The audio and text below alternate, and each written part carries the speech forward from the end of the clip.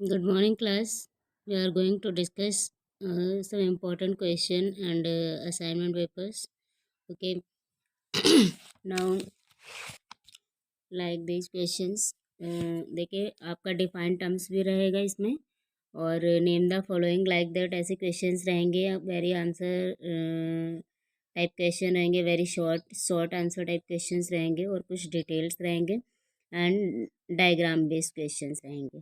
तो कुछ मैं अभी क्वेश्चंस यहाँ पे आप लोगों को डिस्कस कर रही हूँ।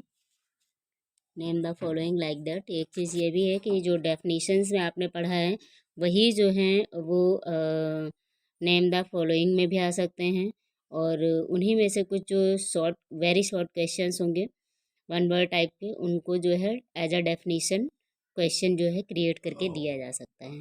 ठीक है। तो आपको ये सारा कुछ पढ़ना है, आंसर डिटेल में भी पढ़ना है, डायग्राम बेस भी पढ़ने हैं, कुछ इंपॉर्टेंट क्वेश्चन और कुछ आपको में से असाइनमेंट बेस्ड क्वेश्चंस जो है वो बताए जा रहे हैं। जैसे रिप्रोडक्शन, ये टॉपिक इम्पॉर्टेंट है। रिप्रोडक्शन क्या होता है एक्चुअली, इसमें क्या होता है मेल फीमेल जो गैमीट्स होते हैं उनका फ्यूज़न होता है और कुछ नहीं होता है।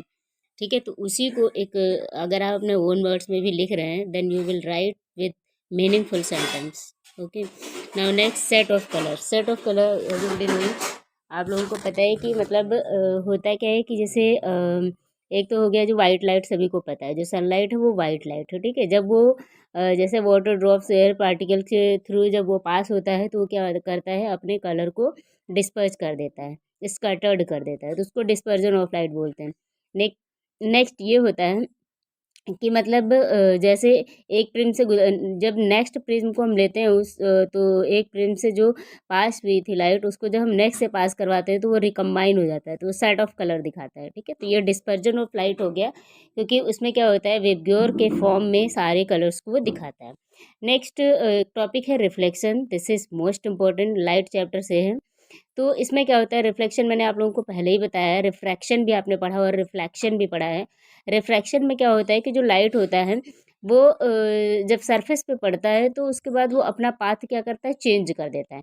बट रिफ्लेक्शन में क्या होता है, जिस पॉइंट पे वो जाके सरफेस में मिलता है वहीं से क्या करता है, जो कुछ पार्ट लाइट का एब्जॉर्ब करता है और जितना रिमेनिंग पार्ट होता है वो उसको तुरंत वहीं उसी पॉइंट से बाउंस बैक कर देता है, उसको कहते हैं रिफ्लेक्शन।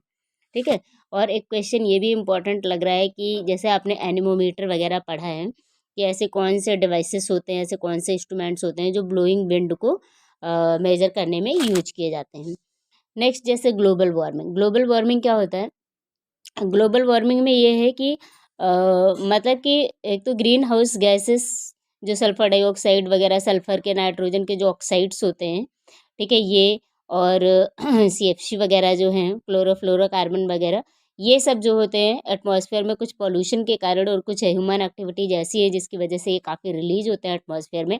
और फिर क्या होता है कि मतलब कि day by day you are looking कि जो प्लांट होते हैं उनकी कटिंग मतलब कि कितना फास्टली किया जा रहा है, डिफॉरेस्टेशन बहुत फास्टली किया जा रहा है। लोग फैक्ट्रीज इस्टेब्लिश करने के लिए, डेवलप करने के लिए, कहीं कंपनियां डेवलप करने के लिए लोग क्या करते हैं, पूरे फॉरेस्ट की कटिंग डाउन किए जा रहे हैं, जिसकी वजह से क्या होता है, ऑक्सीजन का जो लेवल है वो धीरे धीरे कम होता जा रहा है, उसका परसेंटेज कम होता जा रहा है।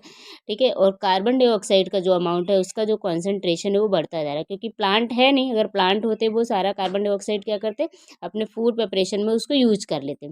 अब प्लांट की कटिंग डाउन हो रही है लार्ज स्केल पे, तो नेचुरल है कि उस पार्ट ऑफ एरिया पे क्या होगा, कार्बन डाइऑक्साइड का कॉन्सेंट्रेशन बढ़ेगा। जब उसका कॉन्सेंट्रेशन बढ़ेगा तो ग्लोबल वार्मिंग होगा। ठीक है। अर्थ जो एटमॉस्फेयर है, अर्थ सरफेस जो है, यहाँ का जो टेम्परेचर होगा वो हाई हो जाएगा।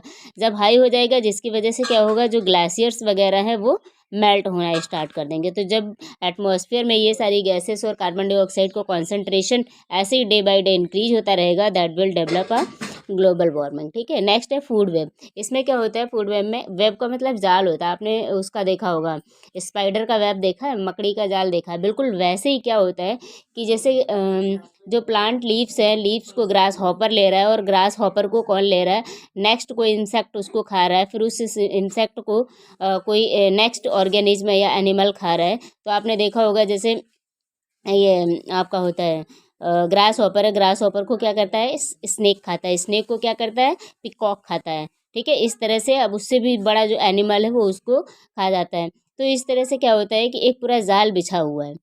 और फिर क्या होता है, जैसे अब ये गोट है, गोट क्या करती है, लीव्स को खाती है। और गोट को क्या करते हैं लोग, मतलब ह्यूमन बीइंग खा जाते हैं, या फिर एनिमल ह्यूमन बीइंग भी इधर खाते हैं, उधर लॉयन वगैरह भी खा जाते हैं। तो इस तरह से एक जो नेट बना हुआ है उसको फूड वेब बोलते हैं। कॉन्टामिनेंट्स का मतलब ये होता है कि कोई भी सस्पेंडेड सॉलिड इम्प्योरिटीज जो होती हैं वो जब सीवेज में प्रेजेंट होती हैं तो हम उसको कॉन्टामिनेंट्स बोलते हैं, वो पूरा डिजॉल्व हो जाती हैं उसमें। नेक्स्ट है एफॉरेस्टेशन। अभी आपने डिफॉरेस्टेशन पढ़ा था। एफॉरेस्टेशन जो है डिफॉरेस्टेशन का जस्ट अपोजिट होता है। ठीक है, उसमें क्या होता है एफॉरेस्टेशन में, मतलब लार्ज स्केल पे क्या करना है, प्लांटिंग करना है, प्लांट को लगाना है। Cross pollination and self pollination क्या होता है, कोई एक ही प्लांट है, सपोज दैट आपके पास मैरीगोल्ड है, तो मैरीगोल्ड का जो स्टिग्मा और एंथर है, तो वहीं पे कोई इंसेक्ट क्या करेगा, एंथर पे बैठ के स्टैमेन पे बैठ के उसके एंथर को स्टिग्मा तक ट्रांसफ़र करता है सेम प्लांट पे, तो उसको सेल्फ बोलते हैं। प्लांट तो सेम होगा लेकिन दो प्लांट होंगे, जैसे मतलब कि थोड़ी डिस्टेंस पे लगे होंगे, मैरीगोल्ड का एक और दूसरा प्लांट, तो क्या करेगा उसके स्टैमेन के एंथर से क्या, एंथर को ले लेगा, और दूसरा वाला जो प्लांट है तो वो मैरीगोल्ड ही, बट उसके स्टिग्मा को जाके क्या करता है, ट्रांसफ़र कर देता है, तो इसको बोलेंगे क्रॉस पॉलिनेशन। इनफिल्ट्रेशन में क्या होता है, जैसे रेन वगैरह होता है, जब रेन होता है तो क्या होता है, जैसे समर सीजन में क्या होता है कि वाटर टेबल जो होता है वो धीरे धीरे डाउन होता चला जाता है। लेकिन इनफिल्ट्रेशन जब रेन सीजन वगैरह होता है, रेन सीजन में क्या होता है, बारिश काफ़ी ज़्यादा होती है, जिसकी वजह से क्या होता है कि वाटर टेबल बढ़ जाता है। कैसे बढ़ जाता है, जब रेन होता है सरफेस का वाटर फॉल होता है, तो मतलब जो रॉक एरियाज़ होते हैं वहाँ तो क्या करता है, बस स्प्रेड ऑन होता रहता है, स्प्रेड ऑन होता रहता है। लेकिन जहाँ पे सॉइल वगैरह होता है वो लेयर बाय लेयर क्या होता है, वाटर सीप्ड होता जाता है, जिसकी वजह से ग्राउंड वाटर जो होता है वो रिचार्ज हो जाता है। This process is known as infiltration. Now we are finishing today lecture.